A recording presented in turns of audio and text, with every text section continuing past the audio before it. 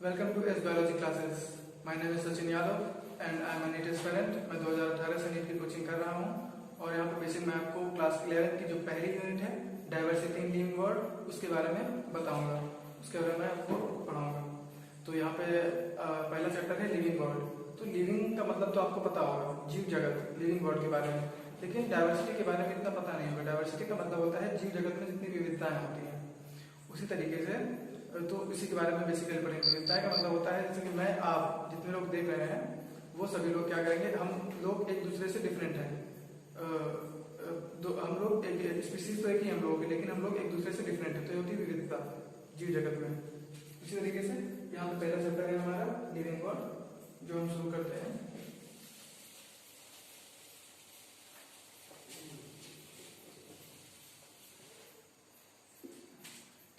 तो चलिए पहले हम यहाँ पे समझते हैं लिविंग क्या होता है। What is living?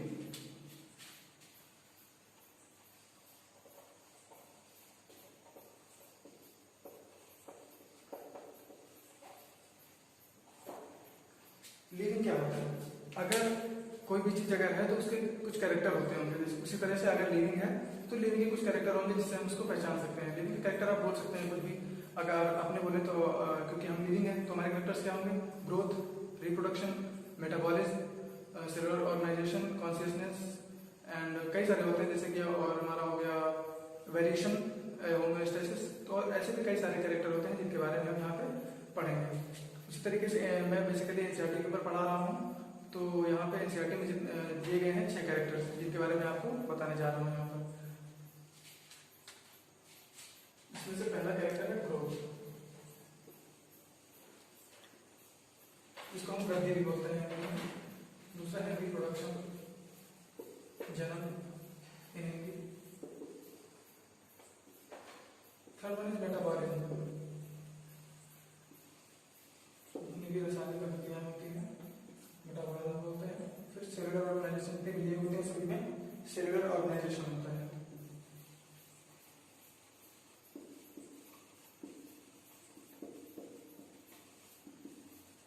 और कॉन्शियसनेस, जितने भी लिविंग होते हैं सबका चेतना होती है। कॉन्शियसनेस को चेतना बोलते हैं। और इस तरह से यहाँ पे देख सकते हैं आप इन वेरिएशन या इंटरेक्शन दे सकते हैं। कितने हैं टोटल? 6 कैरेक्टर हैं जो एनसीईआरटी में आपको दिया गया है। और भी कई सारे कैरेक्टर्स जैसे मैंने आपको बताया वेरिएशन और होमोस्टेसिस। तो बेसिकली इसमें एनसीईआरटी ने 6 दिए हुए हैं, तो हम 6 के बारे में पढ़ते हैं। तो यहाँ पे पहला कैरेक्टर है हमारा ग्रोथ। तो ग्रोथ, चलिए ग्रोथ के बारे में पढ़ते हैं। ग्रोथ क्या होती है?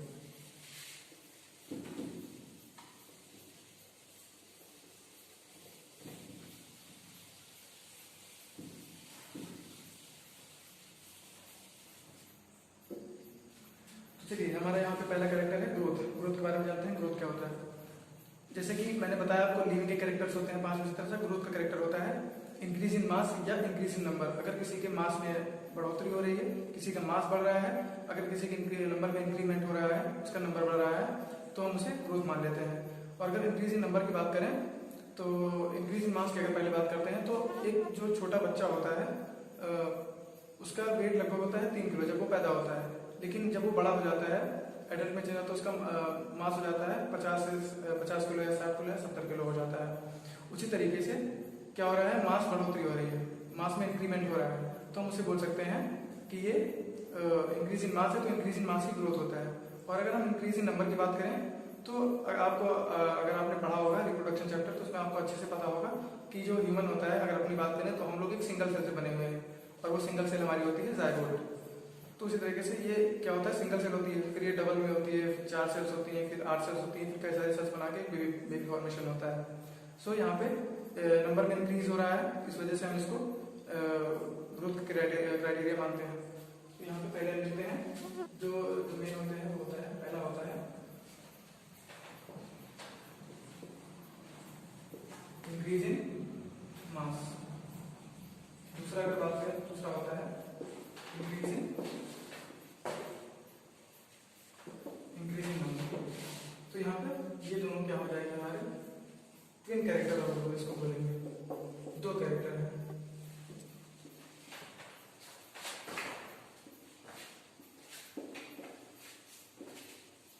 ये ग्रोथ के दो कैरेक्टर्स हैं जिसको ट्विन कैरेक्टर ऑफ ग्रोथ बोला गया है यहाँ पे।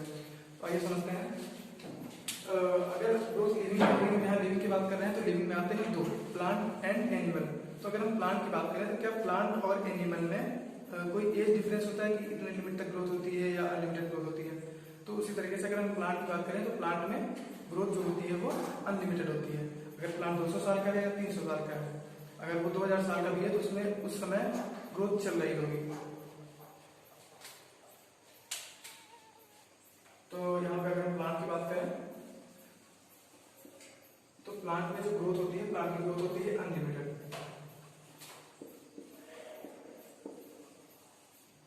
प्लांट की ग्रोथ होती है वो अनलिमिटेड होती है। लेकिन अगर हम एनिमल्स की बात करें, अब अपने आप को ही ले लीजिए, तो हमारी जो ग्रोथ होती है वो एक सर्टेन एज तक होती है और वो एज होती है 18 साल तक।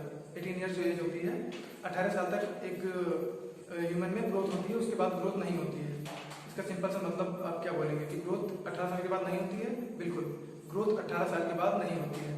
लेकिन फिर भी कैसे चलता रहता है लोगों में? अगर आप रेड ब्लड सेल्स की बात करें तो उनका जो लाइफ स्पैन होता है, क्योंकि हर चीज का लाइफ स्पैन है, ह्यूमन का भी लाइफ स्पैन है, अगर कोई जानवर है या पौधा है, प्लांट है तो उसका भी एक लाइफ स्पैन होता है, अर्थ है तो अर्थ का भी एक लाइफ स्पैन है। उसी तरीके से जो आरबीसी होती है उसका लाइफ स्पैन आपको पता होगा 120 डेज का होता है। 120 डेज के बाद आरबीसी जो स्क्रीन में चली जाती है उनकी डेथ हो जाती है ग्रेवयार्ड में उनकी डेथ हो जाती है। तो उसी तरीके से उसके बाद क्या होता है, वही आरबीसी नहीं बनती है। मान लिया आपके शरीर में है 6 बिलियन आरबीसी है, तो 6 बिलियन आरबीसी क्या होता है, आपकी पर डे की बात करें तो 1 मिलियन आरबीसी खत्म हो गई। उसकी जगह पे क्या होता है, बोन मैरो में आपकी 1 लाख नई आरबीसी बनी। तो यहाँ पे कोई नंबर तो इंक्रीज नहीं हो रहा है कि पुरानी जो 1 लाख डेथ हुई थी इनकी, जिन आरबीसी की, उन्हीं का नंबर इंक्रीज हो रहा है, वही बन रही है। तो यहाँ पे नंबर का किसी भी तरीके का इंक्रीमेंट नहीं हो रहा है। इस वजह से ह्यूमन में क्या होता है, सेल डिवीजन, ग्रोथ जो होती है वो मेनली 18 साल तक होती है। तो अगर यहाँ पे ह्यूमन की बात करें या अगर अपने एनिमल की बात करें, बेसिकली जो कर रहे हैं एनिमल्स की ग्रोथ होती है, तो वहां पे क्या होती है, लिमिटेड ग्रोथ।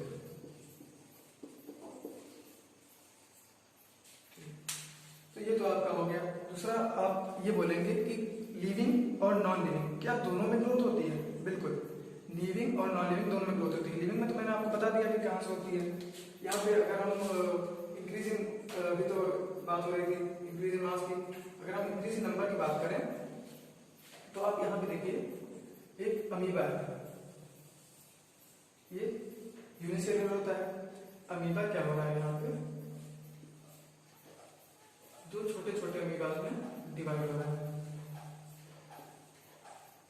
यहाँ पे पहले नंबर कितना था, सिंगल, यहाँ पे कितना हो गया, डबल। क्या होगा, इंक्रीज इन नंबर, और इंक्रीज इन नंबर की ग्रोथ हो रही है मेनली। लेकिन मैंने भी आपको जैसे बताया कि क्या ग्रोथ लिविंग और नॉन लिविंग दोनों में होती है। उसी तरीके से यहाँ समझते हैं लिविंग और नॉन लिविंग कैसे होती है।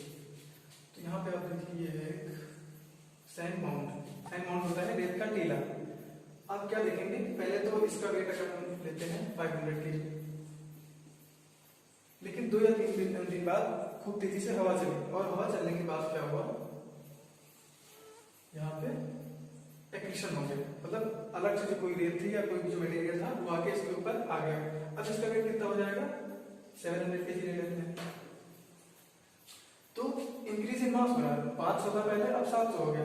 इंक्रीज इन मास, और इंक्रीज इन मास की ग्रोथ हो रहा है। क्योंकि जैसे कि मैंने बताया लिविंग में हो रहा है, और ये रेत का टीला तो आपको पता ही होगा लिविंग या नॉन लिविंग क्या है, तो बच्चों वाला क्वेश्चन है। तो ये नॉन लिविंग, मतलब ग्रोथ लिविंग में भी हो रही है और नॉन लिविंग में भी हो रही है। और यहाँ पे क्योंकि एक्यूमुलेशन ऑफ मटेरियल हो रहा है, एनसीईआरटी में जो दिया गया हुआ है एक्यूमुलेशन ऑफ मटेरियल, और एक्यूमुलेशन ऑफ मटेरियल को क्या बोलते हैं, एक्रीशन। एक्यूमुलेशन ऑफ मटेरियल को बोलते हैं एक्रीशन। और ग्रोथ 2 तरीके से होती है। अगर हम लिविंग की बात करें तो लिविंग में ग्रोथ होती है इंट्रिंसिक, मतलब अंदर से ग्रोथ होती है, इंटरनली ग्रोथ होती है। ये थोड़ा ना होता कि अगर आप 10 दिन से नहाए ना या 1 महीने से नहाए ना, आपको मैल लग गया तो आप कहेंगे मेरा वेट बढ़ गया, ऐसा नहीं होता है। तो यहाँ पे बेसिक अगर लिविंग की बात करें तो लिविंग में ग्रोथ जो होती है वो इंटरनली होती है, इंट्रिंसिक होती है। और अगर नॉन लिविंग की बात करें तो यहाँ एक्सट्रिंसिक होती है, क्योंकि यहाँ पे एक्यूमुलेशन ऑफ मटेरियल हो रहा है किसी सरफेस पे। तो ये हो जाएगा हमारा बेसिक जो ग्रोथ होती है उसके बारे में। दूसरा अगर हम बात करें कि जो ग्रोथ है वो लिविंग और नॉन लिविंग में भी हो रही है, लेकिन हम पढ़ क्या रहे हैं यहाँ पे, व्हाट इज लिविंग, लेकिन यहाँ पे क्या हो रहा है, लिविंग और नॉन लिविंग दोनों में ग्रोथ हो रही है। इस वजह से लिविंग ग्रोथ को लिविंग का डिफाइनिंग कैरेक्टर नहीं मानते हैं, क्योंकि ग्रोथ दोनों साइड से हो रही है। हम बता नहीं सकते कि हाँ, अगर आपसे कोई पूछता है कि आप लिविंग का कोई कैरेक्टर बताइए, तो ग्रोथ इज नॉट अ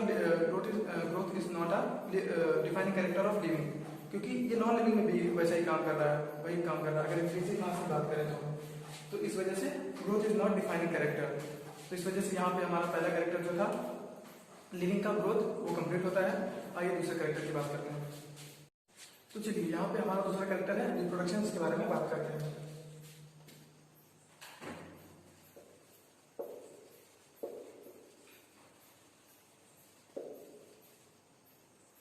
तो ये हो गया हमारा दूसरा कैरेक्टर रिप्रोडक्शन।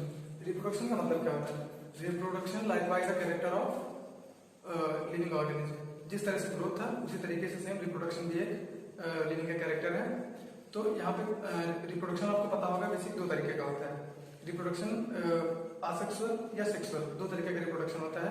तो यहाँ पे हम पहले असेक्सुअल की बात करते हैं कि असेक्सुअल रिप्रोडक्शन कैसे लिविंग का प्रॉपर्टी कैरेक्टर है। तो असेक्सुअल की बात करें तो यहाँ पे हम ले लेते हैं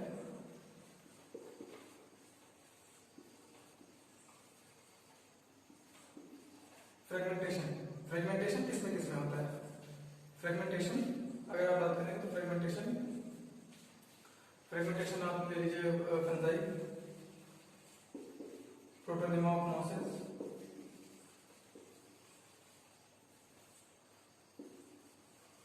प्रोटोनिमा ऑफ मॉसेस और भी कई सारे चीजों में होता है। ये क्या है? फ्रेगमेंटेशन। ये असेक्सुअल रिप्रोडक्शन है। फ्रेगमेंटेशन अगर एग्जांपल दूसरा ले लें इसका, तो यहाँ पे हो जाएगा हमारा एक एग्जांपल और ऐड करते हैं। यहाँ पे हो जाएगा प्लेनेरिया। प्लेनेरिया इसमें क्या होता है? रीजेनरेशन। तो भी समझाते हैं कैसे होता है। तो यहाँ पे बेसिकली मैं इसके बारे में बात कर रहा था अभी, जैसे कि आप यहाँ फ्रेगमेंटेशन की बात कर रहे हैं। फ्रेगमेंटेशन में ये प्लेनेरिया का मैं फिगर बना रहा हूँ। ये एक सिंगल प्लेनेरिया है, इसकी हाइट है, इसका माउथ है। अब इसको हमने क्या कर दिया, अब देखिए 1 2 3 4 5 6, मैंने 6 पार्ट में इसको कट कर दिया। कट करने के बाद अब ये नए 6 प्लेनेरिया बनाएगा।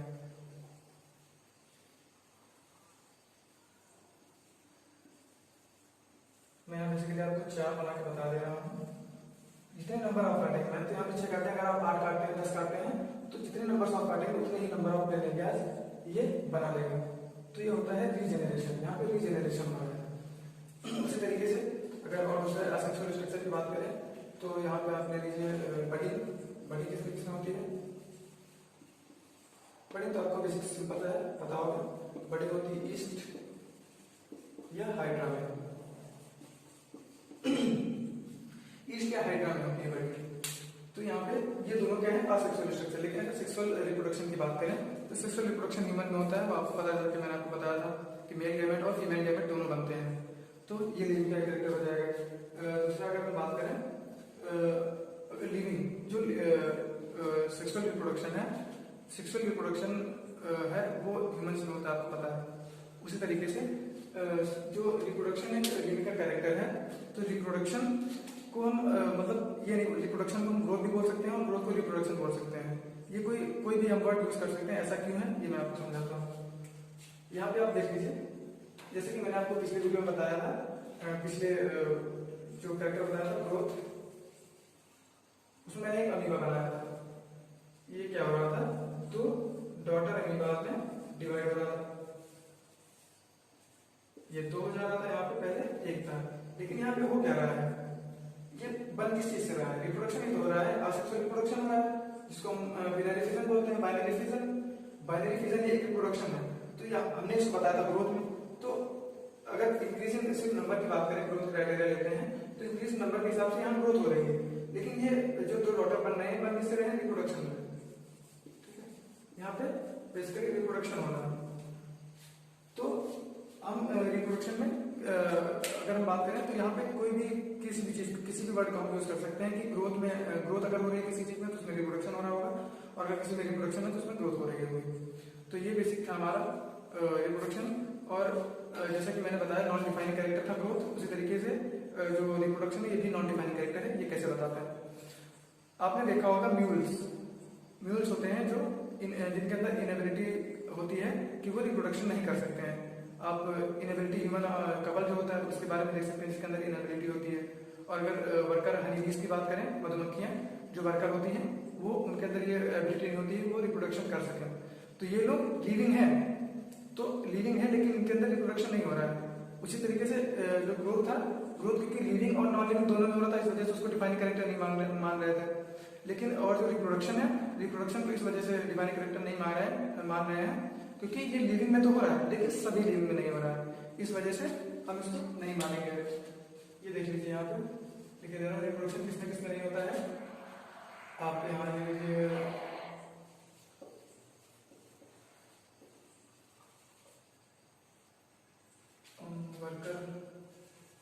वर्कर हनीबीज, दूसरा एग्जांपल आप ले सकते हैं इनफर्टाइल कपल।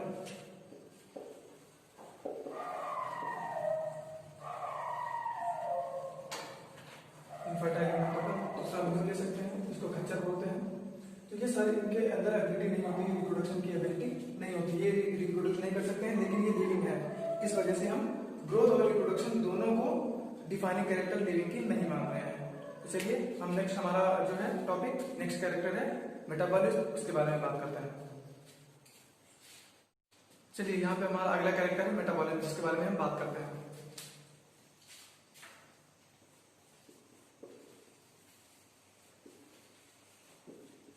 मेटाबॉलिज्म नहीं होता क्या है? मेटाबॉलिज्म होता है sum total of all chemical reactions occurring in a body, ये होता है हमारा मेटाबॉलिज्म। चलिए तो देखते हैं।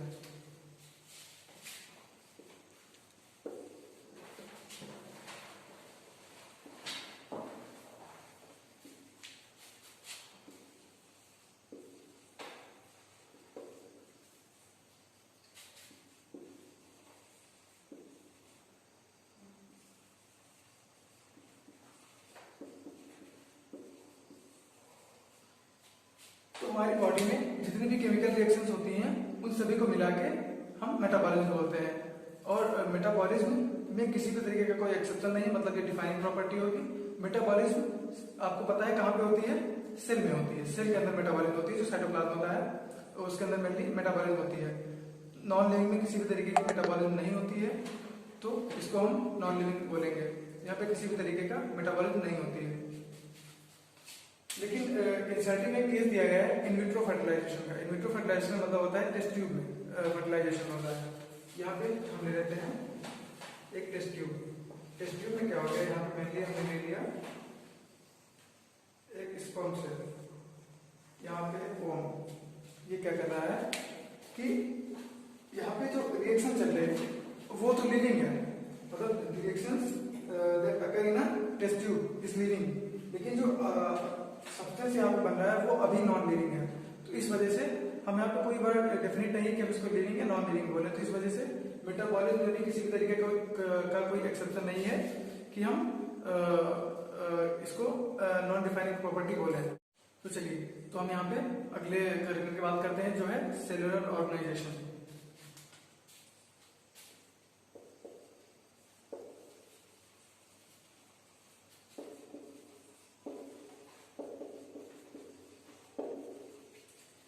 सेलुलर ऑर्गेनाइजेशन का मतलब बेसिकली होता क्या, आपको सिंपल सा है। सेलुलर ऑर्गेनाइजेशन मतलब कोई ऐसा चीज जिसमें सेल का ऑर्गेनाइजेशन हो, जो चीज सेल से बनी हुई हो। और सेल से क्या बनी होती है? Living things. तो जो मैंने अभी बताया मेटाबॉलिज्म किसमें होती है? सिर्फ सेल में होती है। और जितने भी लिविंग होते हैं सारे सेल से बने होते हैं। तो यहाँ पे किसी भी तरीके का कोई एक्सेप्शन नहीं है। फिलहाल इसमें तो इतना ज्यादा बताने वाला कुछ है नहीं। तो अगर आपको सेल के बारे में बात करना है तो मैं आगे वीडियो बनाऊंगा, the cell unit of life, उसमें आपको डिटेल में समझा दिया जाएगा। यहाँ पे बेसिकली एनसीईआरटी में जितना दिया गया है, सेलुलर ऑर्गेनाइजेशन में जितने भी लिविंग होते हैं वो सारे सेल से बने होते हैं। इस वजह से यहाँ पे किसी भी तरीके का कोई एक्सेप्शन नहीं है। तो इस वजह से जो सेलुलर ऑर्गेनाइजेशन है इसको भी हम एक डिफाइनिंग प्रॉपर्टी मानते हैं लिविंग। चलिए, यहाँ पे हमारा अगला कैरेक्टर है लिविंग का, वो है कॉन्शियसनेस, जिसको हम चेतना बोलते हैं।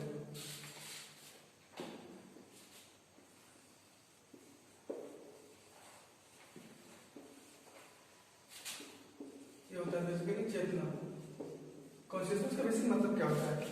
Ability to sense their environment, मतलब अपना जो एनवायरमेंट है उसके बारे में सेंस करना, पता करना। ये मेनली एक बहुत ही इंपॉर्टेंट फीचर है, बहुत ही इंपॉर्टेंट कैरेक्टर है लिविंग का।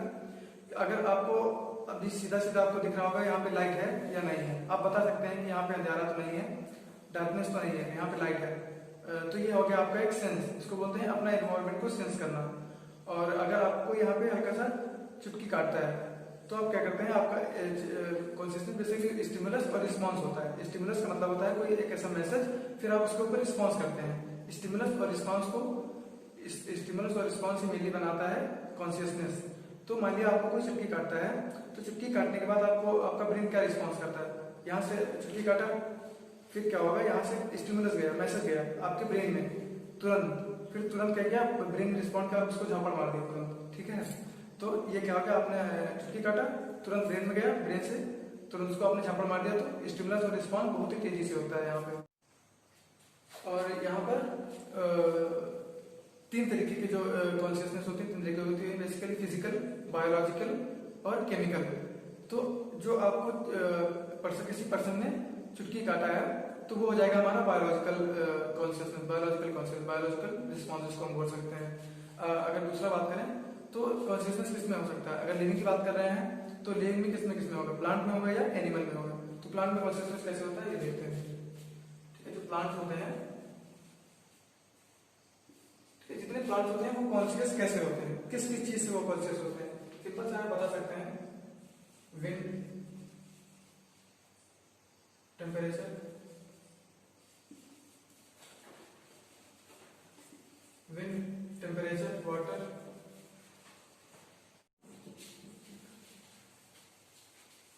पॉलिटिक्स। देखिए बेसिकली समझते हैं प्लांट के बारे में। प्लांट में मैंने क्या बताया, विंड, टेम्परेचर, वाटर और पॉलिटिक्स। यहाँ पे और भी कैसे रह सकते हैं, बेसिकली मैंने बताया विंड क्या, हवा चलती है तो बेसिकली प्लांट्स को पता चल जाता है। और यहाँ पे अगर टेम्परेचर की बात करें बेसिकली, तो टेम्परेचर में क्या होता है कि दिन में धूप खिली हुई होती है तो क्या करता है, प्लांट को पता होता है और वो हल्का सा सिकुड़ जाता है। सिकुड़ता है इस वजह से क्योंकि आपको पता है कि वाटर लॉस से बचने के लिए प्लांट सिकुड़ जाता है। तो वो अपने एनवायरमेंट को सेंस कर रहा है, उसे पता है कि हाँ इस समय धूप खिली हुई है तो हमें सिकुड़ना है, और शाम को जब धूप चली जाती है तो वो फिर से ही सही हो जाता है। तो इस वजह से ये अपने एनवायरमेंट को रिस्पॉन्स करता है।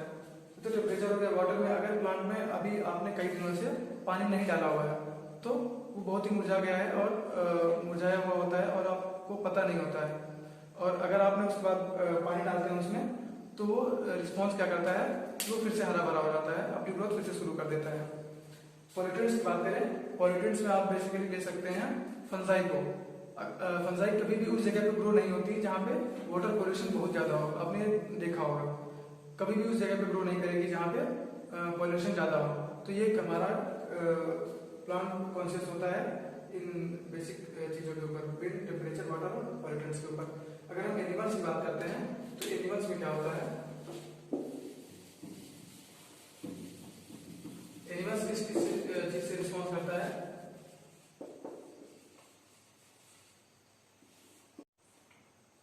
तो एनिमल कॉन्शियस कैसे होता है, एनिमल के कुछ सेंसर्स दिए होते हैं, आई, नोज, ईयर, ये सारे सेंसर्स होते हैं जिससे हम अपने एनवायरमेंट को, अपने सराउंड को पता कर सकते हैं। और ह्यूमन में एक ऐसी एबिलिटी होती है, लिविंग में और ह्यूमन में, सिर्फ ह्यूमन में एक ऐसी एबिलिटी होती है कि ये सेल्फ कॉन्शियस होते हैं। हमारा कोई लक्ष्य निर्धारित होता है कि हाँ हम किसी लक्ष्य पे जाएंगे, अगर हमारा लक्ष्य है कि हम 12th के बाद नीट करेंगे तो बेसिकली हम उस पर फोकस करेंगे कि हमारा लक्ष्य है नीट निकालना और डॉक्टर बनना। गाय भैंस का कोई लक्ष्य नहीं होता है कि गाय कहेंगे चलो भाई नीट निकालते हैं और बढ़िया से नीट निकालेंगे, डॉक्टर बनाएंगे, सबका इलाज करेंगे। इंसान जब सही से करते नहीं है, अपनी जो कम्युनिटी है उसमें सब में करेंगे, तो ऐसा नहीं है। उन लोगों का कोई मोटिव नहीं है।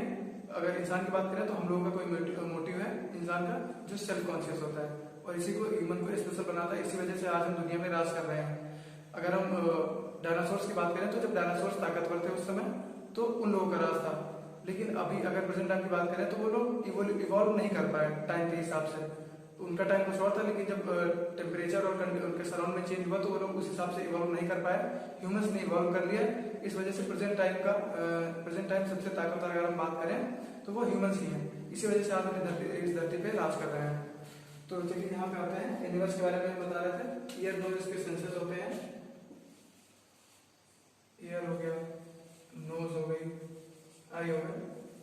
कई सारे होते हैं जिनके थ्रू हम अपने सराउंड को सेंस कर सकते हैं।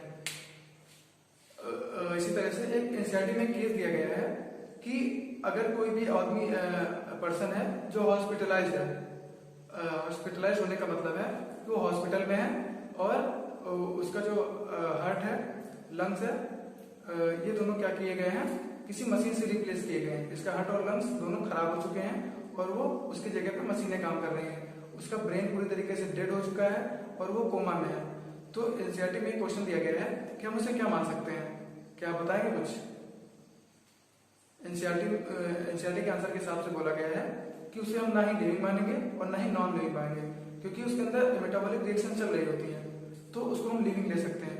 लेकिन क्योंकि उसके अंदर कॉन्शियसनेस नहीं है, वो कोमा में है, उसके हार्ट और लंग्स जो है मेनली मतलब अब वो दोबारा नॉर्मल लाइफ में नहीं आ सकता है। लेकिन कुछ कैरेक्टर्स की वजह से हम उसे लिविंग भी मान सकते हैं, लेकिन कुछ कैरेक्टर है जिनकी वजह से हम उसको नॉन लिविंग भी मानेंगे। तो यहाँ पे हम कोई भी वर्ड यूज कर सकते हैं, नॉन लिविंग या लिविंग। एनसीईआरटी किसी इस बारे में श्योर नहीं है। तो ये हमारा मेटाबॉलिक कैरेक्टर खत्म होता है। लास्ट कैरेक्टर हमारा है इंटरेक्शन। चलिए, तो ये हमारा लास्ट कैरेक्टर है इंटरेक्शन लिविंग का। इंटरेक्शन बेसिकली होता क्या है, चलिए समझते हैं।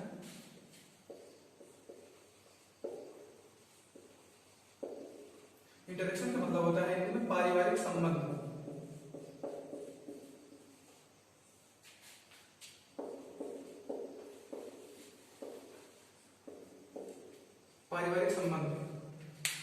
पारिवारिक संबंध का मतलब होता है हम अपने मम्मी पापा की कई सारी चीजें होती हैं। अगर आप ईयर की बात करें या आंख की बात करें, जब आप छोटे होते हैं तो आपको बोला जाता है कि आप अपने मम्मी के जैसे हैं या पापा के जैसे हैं।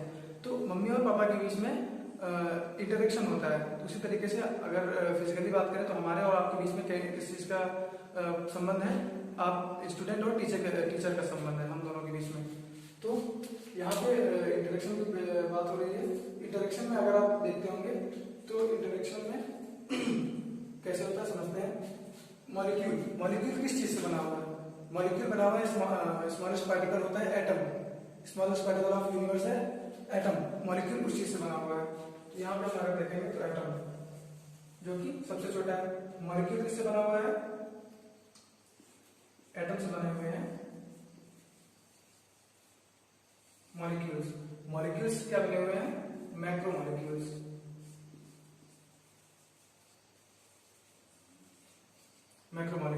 मैक्रोमॉलिक्यूल्स से क्या बना हुआ है? सेल्स। और सेल्स से क्या बना हुआ है? टिश्यू। ग्रुप ऑफ सेल्स बोलते हैं टिश्यू को। कई सारे सेल मिलकर टिश्यू बनाते हैं। और टिश्यू से क्या बनता है? ऑर्गन।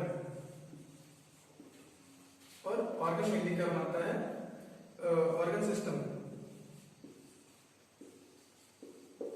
ऑर्गन से ऑर्गन सिस्टम बनता है और ऑर्गन सिस्टम से ये कंप्लीट ह्यूमन बनता है। तो यहाँ पे मैंने इसको ऐसा क्यों लिखा है कि नीचे से ऊपर शुरू किया? मैं सीधा भी तो लिख सकता था। मैंने नीचे से ऊपर इस वजह से शुरू किया है कि इसको बोलते हैं hierarchy, lower level to higher level. पहले मॉलिक्यूल से मैक्रोमॉलिक्यूल में देखिए थोड़ा सा ऊपर है, मॉलिक्यूल से सेल बना ये भी थोड़ा ऊपर है, तो इसको भी हम हायरार्की बोलते हैं। तो यहाँ पे तो मॉलिक्यूल किससे बनेंगे? एटम से। और एटम से मॉलिक्यूल से मैक्रोमॉलिक्यूल बना हुआ, मैक्रोमॉलिक्यूल से सेल बना हुआ। मैक्रोमॉलिक्यूल में आप ले सकते हैं प्रोटीन, लिपिड, कार्बोहाइड्रेट, ग्लाइकोजन, कुछ भी ले सकते हैं। माइक्रोमॉलिक्यूल से क्या मिलकर बना हुआ है? सेल्स। और सेल से टिश्यू बना हुआ है, टिश्यू से ऑर्गन बना हुआ है, ऑर्गन से ऑर्गन सिस्टम, और फिर एक कंप्लीट ह्यूमन बना हुआ है। इस आर्टिकल में दिया गया है कि the properties of tissues are not present in constituent cells. कैसे? देखिए, प्रॉपर्टीज ऑफ टिश्यू की जो प्रॉपर्टी है वो सेल में नहीं प्रेजेंट है। ऐसा क्यों होता है कि एक टिश्यू की आप बात करें मेसोथेलियम या एपिथेलियम, ठीक है, टिश्यू आप कार्डियक टिश्यू का बात करें, कार्डियक टिश्यू कहाँ पे होता है? मेनली कार्डियक टिश्यू की बात करें, ठीक है, कार्डियक टिश्यू किसमें होता है? हार्ट में। और हार्ट का काम क्या होता है? Pumping of blood. Cardiac tissue होते हैं हार्ट में और हार्ट का काम होता है पंपिंग ऑफ ब्लड। तो यहाँ पे क्या हो गया? मेनली अगर मानेंगे तो टिश्यू का काम हो गया पंपिंग ऑफ ब्लड। लेकिन अगर सेल की बात करें तो सेल ब्लड को पंप नहीं कर सकती है, सेल एक सिंगल होती है। तो इसी वजह से हम बोल सकते हैं कि जो कॉन्स्टिट्यूएंट प्रॉपर्टी ऑफ टिश्यू है उस सेल में नहीं प्रेजेंट होती है पंपिंग ऑफ ब्लड के, जैसे मैंने आपको एग्जांपल दिया। उसी तरह अगर ऑर्गन की बात करें तो ऑर्गन में आप ले सकते हैं, जैसे मैंने हार्ट दिया है यहाँ पे, हार्ट के अलावा आप ले सकते हैं लंग्स, किडनी, लीवर। तो किडनी का काम होता है फिल्ट्रेशन ऑफ ब्लड। तो फिल्ट्रेशन ऑफ ब्लड जो होता है वो बेसिकली सेल्स नहीं कर सकती है। सेल्स जो फिल्ट्रेशन ऑफ ब्लड जो किडनी है वो एक सेल्स बनी हुई है, लेकिन जो किडनी का काम है फिल्ट्रेशन ऑफ ब्लड। लंग्स के लिए तो एक्सचेंज ऑफ गैसेज होती है, तो एक्सचेंज ऑफ गैसेज होती है वो सेल्स नहीं कर सकता है। तो जो टिश्यूज की प्रॉपर्टी होती है वो सेल्स में नहीं प्रेजेंट होती है।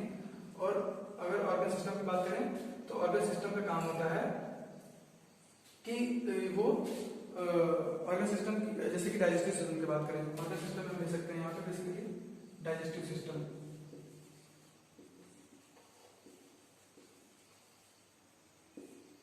डाइजेस्टिव सिस्टम का मतलब होता है खाना पचाता है, डाइजेस्ट करता है फूड को, लेकिन वो सिर्फ कोई एक ऑर्गन नहीं कर सकता है। इसमें कई सारे ऑर्गन्स इन्वॉल्व होते हैं, जैसे कि स्टमक हो गया, स्मॉल इंटेस्टाइन, लार्ज इंटेस्टाइन, ये सारे इन्वॉल्व होते हैं। लीवर भी इन्वॉल्व होता है डाइजेशन में काफी हद तक। तो इस ऑर्गन सिस्टम से हमारा क्या मेनली बना हुआ है, ह्यूमन। तो यहाँ पे बेसिकली सिंपल सा जो है वो समझते ये है कि जो इम्पोर्टेंट है काफी, उसको समझ लेते हैं। मॉलिक्यूल्स हमारा मैक्रोमॉलिक्यूल बने, मैक्रोमॉलिक्यूल आप कुछ भी ले सकते हैं। मैक्रोमॉलिक्यूल सेल बनी है, सेल से टिश्यू बना है, टिश्यू से ऑर्गन बना है, ऑर्गन से ऑर्गन सिस्टम बना है, फिर उससे ह्यूमन बना है। तो यहाँ पे जो हमारा पहला टॉपिक था कि लिविंग क्या होता है, मैंने आपको सारे कैरेक्टर्स बताए, ग्रोथ, रिप्रोडक्शन, मेटाबॉलिज्म, कॉन्शियसनेस और सेलुलर ऑर्गेनाइजेशन। उसी तरीके से मैं आपको यहाँ बता दूं जैसे कौन कौन से कैरेक्टर होते हैं जो डिफाइनिंग होते हैं और कौन से कैरेक्टर डिफाइनिंग नहीं होते हैं। कैरेक्टर मैंने आपको बताया था, जैसे कि यहाँ पे लिख लीजिए growth, second one reproduction, third one is metabolism, fourth one is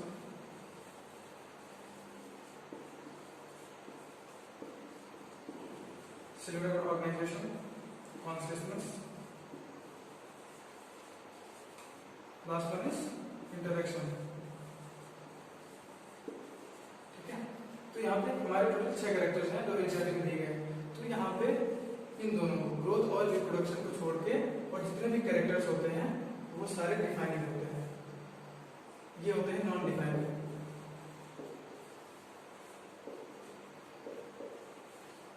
और ये होते हैं डिफाइनिंग कैरेक्टर। ठीक है, तो अगर आपको वीडियो पसंद आई है, अगर आपको टॉपिक समझ में आया है तो सब्सक्राइब जरूर करें, लाइक करें और बेल आइकन को जरूर प्रेस करें, क्योंकि मैं आगे भी वीडियो आपके टॉपिक बताऊंगा। क्योंकि मैं नीट एस्पिरेंट हूँ तो शायद आपको अच्छे से पढ़ा सकता हूँ और अच्छे से बता सकता हूँ। मैं 2018 से कोचिंग कर रहा हूँ। तो बेसिकली यहाँ पे इस टॉपिक खत्म होता है। चलिए, थैंक यू।